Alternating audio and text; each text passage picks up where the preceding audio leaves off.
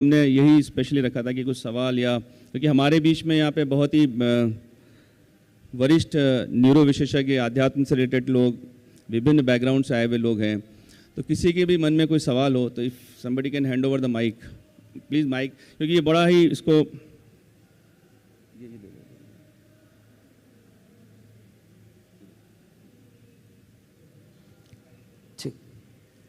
all of you, I encourage you to ask.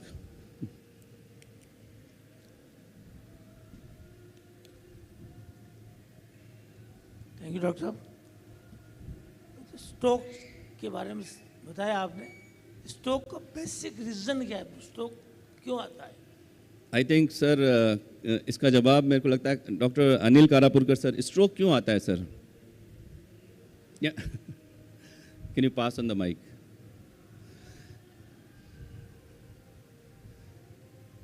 क्यों आता है ये कहना बहुत मुश्किल है। स्ट्रोक क्या है ये हम बता सकते हैं। एकाएक बॉडी का कोई फंक्शन न होना, जैसे आप दाढ़ी कर रहे हैं, हाथ में से रेजर गिर गया, आप बोल रहे हैं, सडनली आपको शब्द याद नहीं आ रहे हैं, या आप कहना कुछ चाहते हैं और कुछ और पटांग कह रहे हैं, या आप चल रहे हैं और सडनली आपको लगता है कि आपका बैलेंस नहीं, ये सब स्ट्रोक है।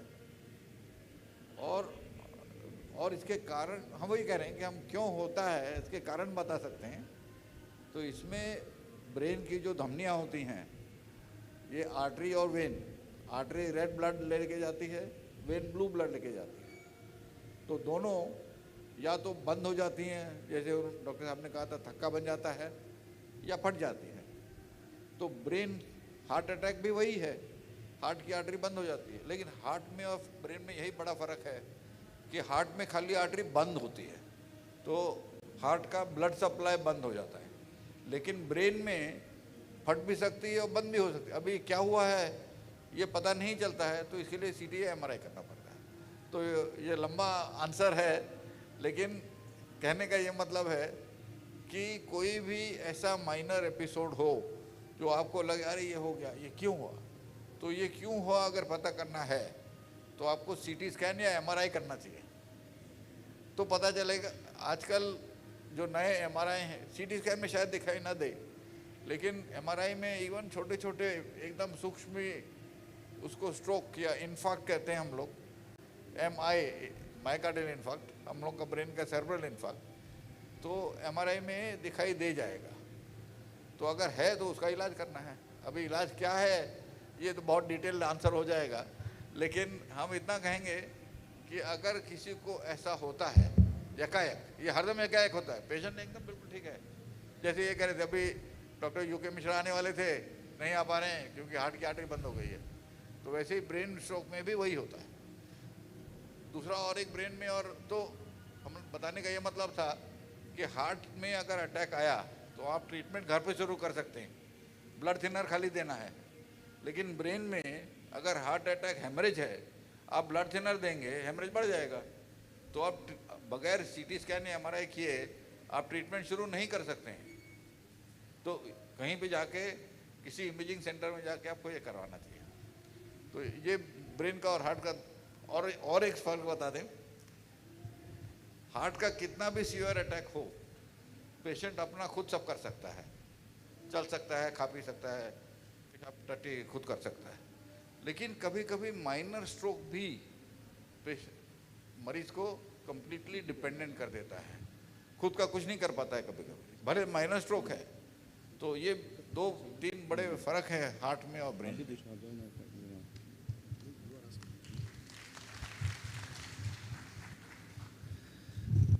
आप उधर, अरे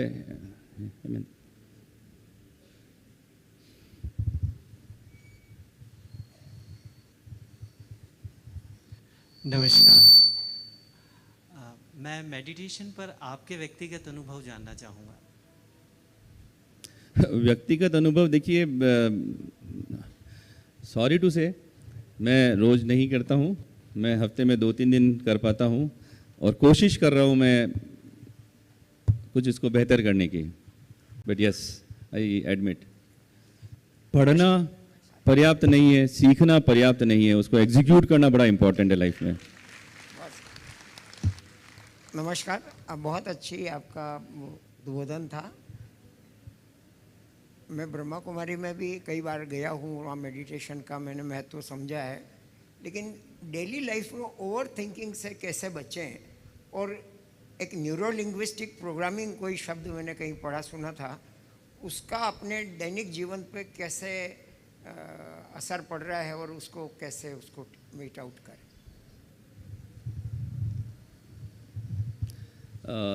स्ट्रेस से कैसे बचें? ओवर थिंकिंग, स्ट्रेस, देखिए मस्तिष्क का काम ही सोचना है, तो सोचना तो मृत्यु होने के बाद ही खत्म होगा, या योग में उस स्थिति में पहुंच जाएं जब जीवन और मृत्यु का फर्क ही ना रहे। ऑनेस्ट जवाब तो ये है। बट देखिए, स्ट्रेस थिंकिंग ज़रूरी है, डिस्ट्रेस खराब है। थिंकिंग ज़रूरी है, अगर सोचेंगे ही नहीं तो ब्रेन तो इवॉल्व ही सोचने की वजह से हो रहा है, मैंने आपको बताया। तो यही स्पिरिचुअलिज्म का फ़ायदा है कि जो 6000 थॉट्स रोज़ आती जाती हैं दिमाग में, उसमें से फिल्टरिंग कैसे कर पाएँ, कौन सी अच्छी है, कौन सी बेहतर है जो आत्मसात कर ले, और कौन सी हम हटा दें। मतलब जो आपने कहा कैसे करें, आप चीज़ों से डिटैच होइए, उनसे विमुख होइए, उनसे डिटैच होइए, अपने आप everything will fall in line. Detach होना सीखिए, सब ठीक हो जाएगा।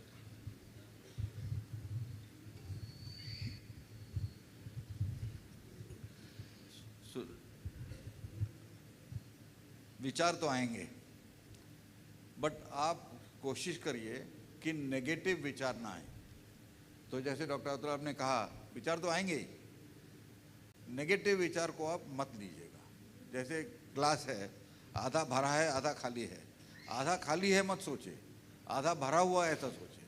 तो किसी भी बारे में आप सोच सकते हैं कि ये पॉजिटिव लीजिएगा, नेगेटिव एस्पेक्ट। अभी पंखा घूम रहा है, कभी कभी बहुत आवाज़ करता है, तो आवाज़ करता है, इसकी तकलीफ़ होती है, लेकिन आप अगर उसका कोई रेगुलर आवाज़ हो तो ये ऐसे हो रहा है, ऐसे अगर सोचें कि ये बैकग्राउंड म्यूज़िक है, तो फिर आपको तकलीफ नहीं होगी। तो किसी भी इसका आप पॉजिटिव एटीट्यूड लीजिए।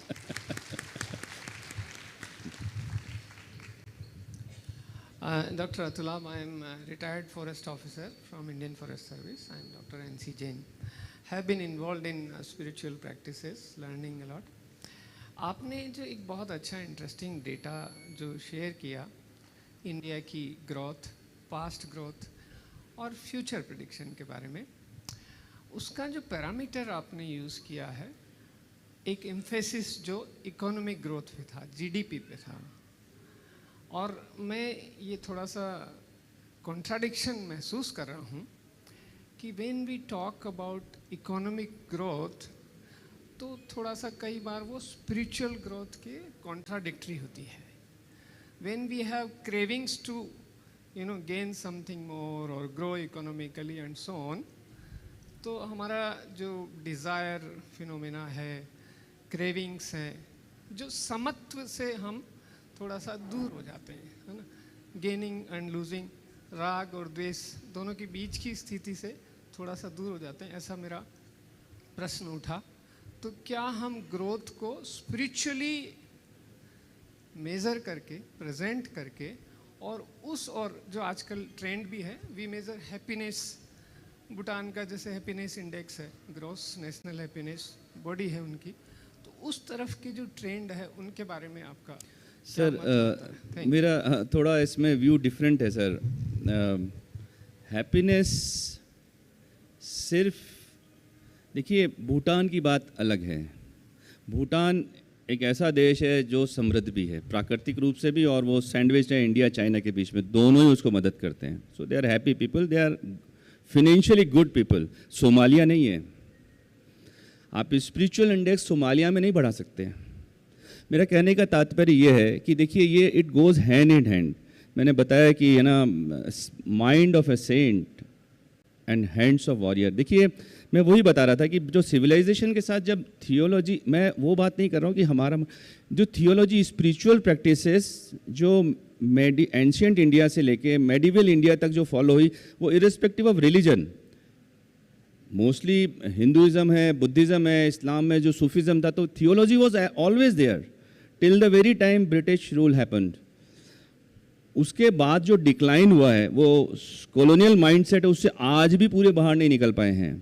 मैं बोल रहा हूँ ना, सारा जो क्रेडिट है किताबों में जो पढ़ते हैं वो एक्चुअल डेटा ही नहीं है कई सारे। हम अपने चरक और मतलब मेरा कहने का मतलब ये नहीं अपने, क्योंकि मेरा ये मानना है कि भारत का, हमारा जो ये देश है, इसका स्पिरिचुअल क्वेश्चन बढ़ेगा, जो हिस्ट्री बताती है कि उसके साथ साथ आपका प्रॉस्पेरिटी भी बढ़ेगा, आपका मिलिट्री माइट भी बढ़ेगा इसके साथ। It has to be holistic growth together, it cannot be one domain. तभी सोने की चिड़िया रह नहीं पाएंगे ज़्यादा समय तक, सोने का शेर ही बनना पड़ेगा, और ये वो शेर होगा जो पूरी दुनिया को फायदा करेगा। बिकॉज